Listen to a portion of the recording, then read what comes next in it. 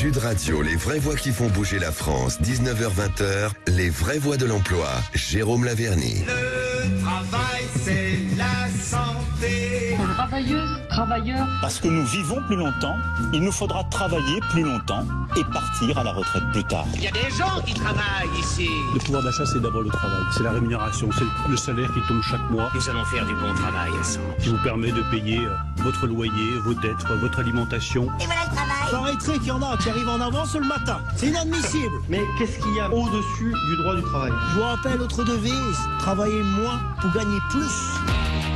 Bienvenue dans les vraies voix de l'emploi avec Jérôme Laverny. Bonsoir Jérôme. Bonsoir Jérôme. Bonsoir Philippe. Tous nos voeux de joie, de bonheur, du travail, du plein emploi. C'est l'année de la Creuse en fait. 2023, c'est l'année de la Creuse. L'année de la Creuse. Oui. C'est c'est 23 sur les plaques d'immatriculation. Absolument, voilà. Vous avez passé un bon moment? Formidablement. Ouais, vous êtes formé? Reformé? Oui, complètement. Réformé. Vous avez même pris des formes. Oui. J'aurais dit des rondeurs, mais bon, chacun son truc. En tout cas, le sommaire de cette émission. Comme chaque début d'année, forcément, un certain nombre de changements ont été annoncés. On parle de la revalorisation du SMIC, entre autres, l'augmentation du pass Navigo, de la prime sur le covoiturage à 100 €. Je rappelle, c'est toujours important, l'augmentation des pensions de retraite, etc. Mais quoi de neuf en 2023 pour l'emploi? Ça, c'est pour y répondre nos invités ce soir. On va en parler avec Walid Atroubi, vous le connaissez bien puisqu'il est assez régulièrement chez nous, directeur France du cabinet ACE. Bonsoir. Bonsoir. En seconde partie, on franchira les portes d'une PME plus familiale implantée sur de nombreuses régions du territoire et en fort développement pour prendre le pulse. Tiens, je le prends en direct. Vous dites le pulse? Oui, dans le sud, on dit le pulse. Oui. Alors, on dit le pouls. À Paris, on dit le pouls, mais dans le sud, on dit le pulse. Oui, désolé. Les têtes de pulse. Côté TPE, PME de l'horizon emploi 2023, va-t-on vers de notables changements en matière d'emploi? Nous en parlerons avec Ludivine Carrette, responsable recrutement du groupe Trenois des Gants. Et puis impossible de parler emploi sans évoquer la formation, bien entendu. Il faut donc prendre le pouls en ce début d'année des perspectives sur les diplômes, parce que moi je dis pouls, l'apprentissage et les nouvelles pratiques d'enseignement, et puis les adaptations nécessaires du secteur en général. Ismaël Menot est avec nous. Il vient d'en nous parler et nous présenter les actualités de l'école qu'il dirige. Ça s'appelle l'EPMT, l'école de Paris des métiers de la table, leader des formations en hôtellerie et restauration. Bonsoir. Bonsoir. Il a d'ailleurs amené des chocolats qui ont l'air, rien que pour les yeux, c'est un régal. Je viens de prendre 10 kilos par cuisse. Rien qu'en regardant. Et enfin, allons au cœur de l'innovation en matière de formation dans notre quatrième partie pour franchir les portes d'une start-up, Skillme, pour évoquer une plateforme collaborative de formation susceptible de révolutionner les pratiques d'enseignement à de nombreux égards. Et on en parlera avec Thomas Kurdzian qui est avec nous, hôte de la fameuse station F qui accueille au cœur de Paris de nombreuses start-up. On en parle dans un instant. On vous souhaite la bienvenue dans les vraies voix de l'emploi avec Jérôme Laverny. Les vraies voix Sud Radio. Et Jérôme Laverny, petit rétro, puisque nous avions reçu la ministre de l'Enseignement et de la Formation professionnelle, Carole Grandjean, qui avait été avec nous, qui était l'année dernière, c'était pas il y a si longtemps, en fin d'année, et qui nous évoquait effectivement l'avenir de l'emploi et de la formation. Oui, tout à fait, et qui fait partie d'un ministère qui, au sens plus large, s'appelle le ministère du Travail et du Plein Emploi. Et donc, il va s'agir de se poser la question de savoir si on s'en approche dans cette année 2023. Il va s'agir surtout, les vraies voies de l'emploi sont là pour ça, non pas tant seulement pour lutter contre le chômage, pour développer l'emploi, mais surtout pour contrecarrer les mauvais plans de Rémi André, qui n'annonce que des choses absolument tragiques, mais c'est terrible. Cet homme-là est un oiseau de mauvais augure. Alors il faut contrecarrer cet homme-là. Alors il faut amener de très bonnes nouvelles, et c'est l'objet de cette émission aujourd'hui, dans la perspective 2023, tant du point de vue de l'emploi et de la formation. Il ne faut pas les déconnecter, parce que les deux sujets sont intimement liés. Absolument, et on va revenir sur 22 et l'avenir pour 2023 avec Walid Atroubi. Merci d'être là, vous directeur du cabinet ACE France. Vous êtes un acteur majeur précisément en France et comme à l'international, c'est important de le dire. Aujourd'hui, on parle de plein emploi 2023. Est-ce que ça peut être un bon cru? Écoutez, pour l'instant, les tendances montrent que oui. Nos études montrent que oui. Le nombre de jobs qui nous est confié aujourd'hui de la part de nos clients continue à croître. Donc tout en tout cas prêt à dire aujourd'hui que 2023 sera pour l'instant une bonne année. Et je crois que l'État tablait sur 1% de croissance, donc toujours de la croissance. En tout cas aujourd'hui. Est-ce que c'est important parce que pour ceux qui nous écoutent, est-ce que 1%, nous ça nous paraît dérisoire, mais est-ce que c'est déjà énorme? Ça peut paraître dérisoire, mais en soi c'est de la croissance. Ce que je veux dire, c'est qu'on pourrait être. C'est le verre à moitié vide ou à moitié plein. C'est une réalité. Et tout à l'heure, Jérôme le disait. Je pense qu'il faut voir les choses aussi du bon côté. Il y a quand même beaucoup de choses qui vont mal avec une récession assez importante, surtout vu les propos du FMI tenus pas plus tard qu'hier. Hein. Mais alors c'est pour ça que du coup justement, je crois que certains disent 0,3 de croissance, d'autres disent 1. Bon. Après, on peut faire parler les chiffres un peu comme on veut. La réalité, en tout cas, aujourd'hui sur le terrain, c'est que les jobs continuent, il continue à y en avoir. On continue à rechercher des candidats. C'est toujours aussi compliqué sur certains secteurs en particulier. Vous avez après parlé de l'apprentissage, je crois, juste après. On verra que justement, c'est aujourd'hui un outil qu'on utilise beaucoup plus que ce qu'on faisait avant.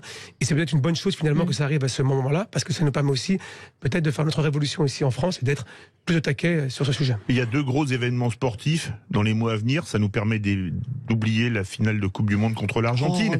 Oh. La Coupe du Monde de rugby, Sud Radio, c'est la station du rugby. Ah, oui, mais si quand même. À l'automne prochain, en 2023, puis les JO de Paris en 2024. Est-ce qu'on est déjà au point en matière de recrutement pour ces 2 événements planétaires? Alors non.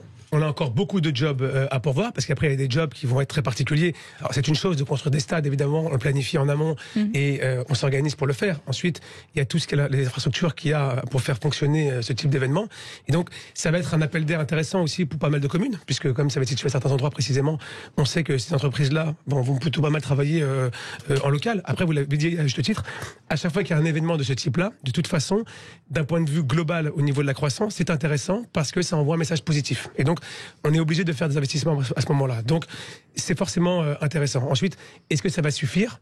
Ça, je ne peux pas le dire aujourd'hui, mais ce que je peux vous dire encore une fois, c'est qu'on a très bien fini l'année 2022 et que 2023, pour le moment, le trimestre annonce bien. Est-ce qu'on peut annoncer peut-être le type de poste sur ces grands événements, Jérôme Laverny, vous, Walid, est-ce que pour ceux qui nous écoutent, on se dit mais qu'est-ce que nous on peut faire dans la Coupe du Monde ou au JO? Quel type de métier on peut faire? Écoutez, il y en a tout type. Il y a, comme je vous le disais, de l'ingénieur au service informatique, parce que tout va être les billetteries. Aujourd'hui, tout fonctionne comme ça. Donc, le service informatique va être ultra demandé. Les techniciens pour faire fonctionner les JO, les métiers de la bouche, parce que il va falloir servir beaucoup de gens, cuisiner et faire en sorte d'être à jour, les stadiers. Enfin, la sécurité aussi. Exactement, par rapport aux stadiers. Oui, mais ça veut dire que c'est un job qui démarre et qui s'arrêtera à un moment donné. Alors, la question de Cécile est très intéressante, parce qu'en réalité, l'idée, c'est pas tant de... C'est bien de le dire, je vais le noter, tiens. Je me souviendrai, je la répéterai à quelqu'un d'autre. Vous commencez avec une très bonne note l'année, alors c'est parfait. Mais c'est très intéressant, parce que la question se pose de savoir, mais est-ce que ça vaut le coup, quelle que soit la profession, de s'investir effectivement dans une mission relativement courte des JO? Oui, moi je pense que ça peut être dans le cadre d'une carrière d'abord un moment assez exceptionnel, et c'est pas négligeable de connaître un moment exceptionnel dans sa carrière, quelle que soit la nature de l'activité que l'on exerce, mais pour le lieu et pour le moment, c'est quand même assez bien. Et c'est surtout un gage de qualité, je pense, à arborer sur un parcours, dans un CV, que de dire qu'on a été ingénieur ou commercial ou je ne sais quel autre serveur dans le cadre des JO. C'est quand même un passeport. Oui, c'est une expérience à vivre. C'est quand même une expérience à vivre. Par contre, pour le coup, moi, je verserais bien, c'est le cas de le dire, dans le verre à moitié vide. Et désolé de le dire, mais dans l'état actuel des choses, 2023. Coupe du monde de rugby, mais surtout les JO, on va droit à la catastrophe. Et je pense que les pouvoirs publics et associatifs auraient tout intérêt à lire avec une grande humilité le succès qu'on peut regretter. Hein. On peut regretter votre succès, c'est affreux votre succès. C'est une anomalie le succès des cabinets de recrutement et des agences d'intérim. Mais ce succès est porteur d'un message, c'est que ces gens-là, ces professionnels-là, sont plus efficaces et plus rapides. Et c'est tellement vrai que des entreprises publiques leur confient des recrutements. Alors il serait peut-être bon, dans la perspective de ces grands événements, afin qu'il n'y ait pas une catastrophe en termes de ressources humaines, de s'en inspirer, comme il serait précieux de s'inspirer notamment de l'expérience qu'on avait lue avant de se séparer avec Disneyland Paris. Ouais. Walid Atroubi, le fait il était question de faciliter les titres de séjour pour pallier au manque, est-ce que c'est une bonne idée ? Écoutez, alors moi je ne peux pas commenter si c'est une bonne idée ou une mauvaise. En tout cas, c'est une piste qui visiblement a été proposée. Jérôme le disait juste avant, je pense qu'il y a aussi beaucoup de choses à faire en amont.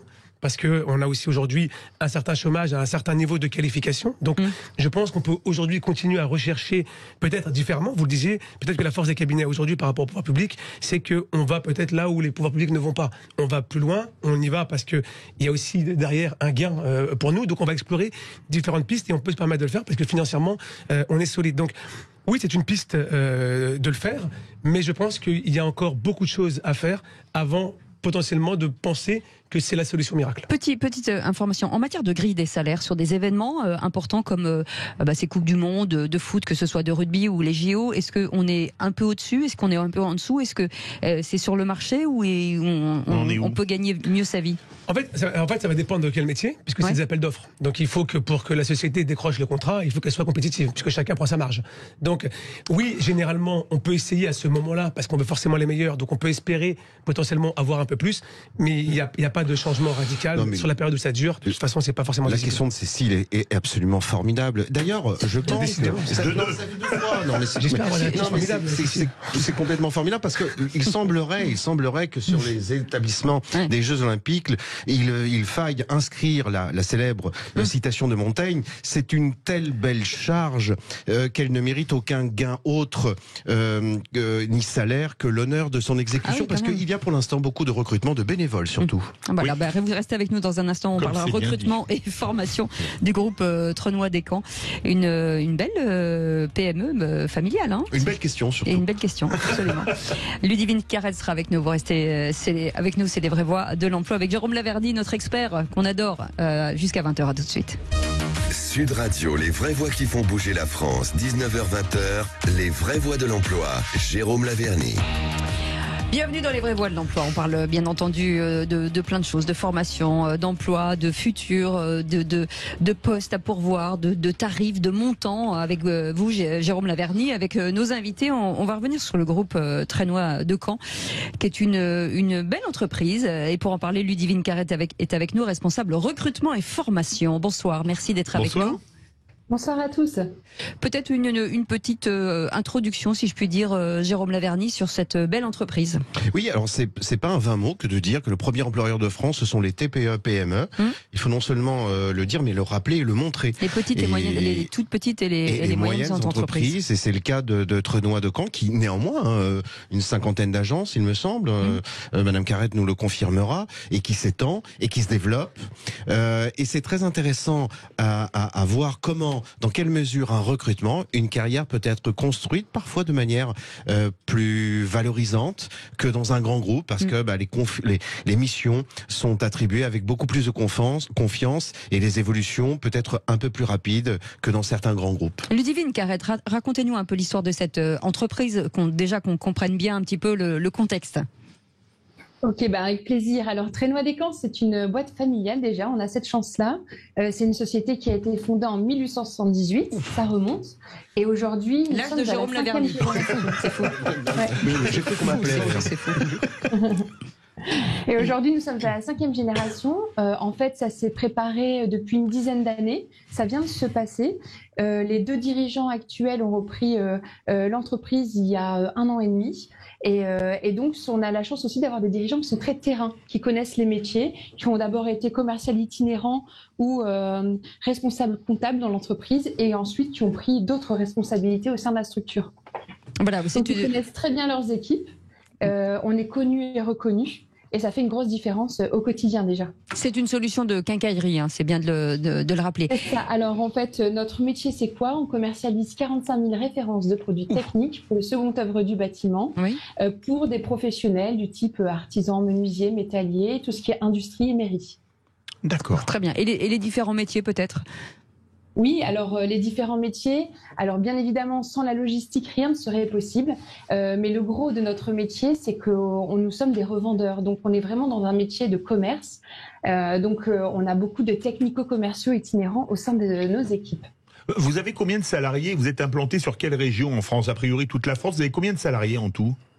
Alors là, on arrive aux 800 collaborateurs et on a 65 agences sur toute la France. En effet, on s'est encore bien développé. On a ouvert une dizaine d'agences en 1 année. Ah oui. Ce sont des entreprises, Jérôme Laverny, c'est vrai qu'il y a beaucoup d'entreprises familiales françaises aujourd'hui qui recrutent énormément. Alors après, là c'est très régionalisé, ce qui est plutôt pas mal, c'est-à-dire qu'il y a un déploiement sur toute la France qui permet certainement, et vous nous le direz, Ludivine Carrette, qu'on peut finalement déménager et rester dans la même entreprise. Tout à fait. Il y a deux choses très intéressantes dans ce que vient de dire Madame Carrette, c'est que premièrement, eh bien, on a la possibilité d'intégrer un groupe comme celui-ci en étant commercial, mais sans l'avoir été au démarrage, sans avoir fait les études pour l'être. Il va y avoir beaucoup plus de souplesse, je pense, et Madame Carrette nous le confirmera, dans le profil qui va être attendu. Un ancien technicien peut être un très bon commercial, à mon sens, chez Trenois-de-Camp. Et puis il faut saluer quand même, on est un pays où il y a des initiatives individuelles qui sont sacrément chouettes, qui commencent par un petit ruisseau et qui finissent par s'étendre. Le transport Guinel, O2, Guillaume Richard, qui est aujourd'hui un groupe extraordinaire. Et bien Trenois-de-Camp, on a quand même un pays qui sait se lancer, et qui sait donner sa chance justement à un certain nombre de collaborateurs. Donc là, oui, un fort développement et la possibilité pour nos auditeurs. Il faut pas se cantonner simplement au nom prestigieux de tel ou tel grand groupe, parce que vous allez peut-être avoir la possibilité, en franchissant celle de groupes comme celui de Trenois-de-Camp, peut-être plus modeste que des noms que je ne citerai pas, et bien de pouvoir évoluer plus rapidement. Ludivine Carrette, justement, on parle tout le temps, d'ailleurs très souvent, les vraies voix de l'emploi, des problèmes de recrutement. Comment est-ce que vous faites pour recruter? Vous faites ça toute seule comme une grande, vous me passerez l'expression, vous faites appel à des gens éminemment respectables, comme Walid Atroubi. Alors, bon, déjà, c'est vrai qu'on a la chance de pouvoir avoir une politique RH atypique, parce qu'on a cette ouverture d'esprit et le fait de pouvoir ouvrir des postes à des personnes qui viennent d'environnements totalement différents. Et c'est ce qui fait aussi la richesse de nos équipes et c'est ce qui fait aussi la complémentarité. Donc, comme vous le disiez, ça peut être des vendeurs de grande surface, ça peut être des confrères, mais ça peut être aussi des techniciens, des menuisiers, des artisans qui étaient à leur compte et qui se reconvertissent. En fait, on peut venir de différents environnements. À partir du moment où on est passionné, qu'on a une capacité d'apprentissage et qu'on est commerçant dans l'âme, ça, on l'apprend pas forcément à l'école. Et comment vous le faites savoir, pardon, je vous coupe, comment vous le faites savoir ça? Comment on le fait savoir? Alors ça c'est plus difficile. Parce que c'est toujours ça la complexité en fait. Ouais. C'est vrai qu'une fois qu'en effet les personnes nous connaissent, on n'a pas de mal à les accrocher. Une fois que le lien est fait, on n'a pas de mal à les recruter. Par contre, il faut les trouver. Pour les trouver, alors non, on ne fait pas trop appel à des cabinets extérieurs. On a plaisir à recruter par nous-mêmes. On a une équipe dédiée en interne. Alors on se fait connaître sur bien sûr LinkedIn. On ne passe pas à côté. On va faire beaucoup de chasse. Aussi le réseau, nos commerciaux qui sont sur place, qui ont un réseau interne, ils entendent parler des très bons commerciaux. Ouais. Exactement. Donc on a beaucoup d'écoute, beaucoup de feedback en interne. Et après, on a aussi tout ce qui est bien sûr région job, météo job. En tout cas, on va beaucoup chasser, même Pôle emploi. Alors Pôle emploi, on critique beaucoup. Moi, je trouve que ça reste un acteur qui est essentiel au niveau du recrutement. Finalement, on retrouve beaucoup de futurs collaborateurs et de bons CV sur Pôle emploi. Donc, c'est aussi une source pour nous de recrutement. Et dans la liste également Sud Radio, Ludivine Carrette étant passée un certain nombre de fois. Sud Radio, la PEC. En revanche, vous nous devez tout, Ludivine. Vous nous devez tout. Non, mais par contre, les salons, exactement. La question de Cécile était absolument passionnante, consistant à se poser. Mais qu'est-ce qu'il a 2023 mais qu'est-ce qui se passe? Je sais pas si c'est pas un plan drague auquel on assiste dans les vraies voies de l'emploi. Je dis ça, je dis rien. Là, à moins de cistercien. Alors non, mais ah non, ça c'est pas vrai. C'est pas vrai. Alors, mais non, mais comment vous le faites savoir? Parce que là, ça pose la question de la qualité du contenu d'une offre d'emploi qui se tient la plupart du temps à un formulaire, qui se tient à un certain nombre de pratiques, et pour autant, dans la bouche d'un RH, dans la bouche d'un recruteur, eh bien, qui va connaître des variations vraiment très très différentes. D'où l'idée, avec notamment le coup de main pour l'emploi à l'antenne de Sud Radio, de verbaliser les offres. Car verbalisant une offre, un RH, là pour le coup, va aller droit à l'essentiel. Mais une question me vient comme ça à la tête. Vous dites des choses tellement intéressantes, Jérôme Laverny, que Cécile de Ménibus vous inspire et vous m'inspirez. Vous voyez, c'est le triangle infernal. On va poser justement la question à Ludivine et à Walid. Quand vous recevez un CV, vous faites ça à la française en regardant en premier le diplôme ou à l'américaine en regardant en premier l'expérience? Alors là, Philippe... Ça, c'est une question complètement ridicule. L'expérience de notre côté. Ludivine, on n'a pas plutôt l'expérience de notre côté.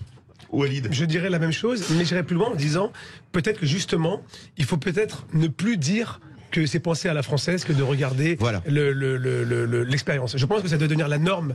Et pour l'entreprise aujourd'hui, de toute façon, c'est plus une option. C'est-à-dire que, vu les CV qui sont disponibles, vu les candidats disponibles aujourd'hui sur le marché, de toute façon, la question ne se pose plus, puisqu'il n'y a plus ce que vous pouvez rechercher peut-être à l'ancienne, comme vous dites, à la française. De toute façon, ce modèle n'existe plus.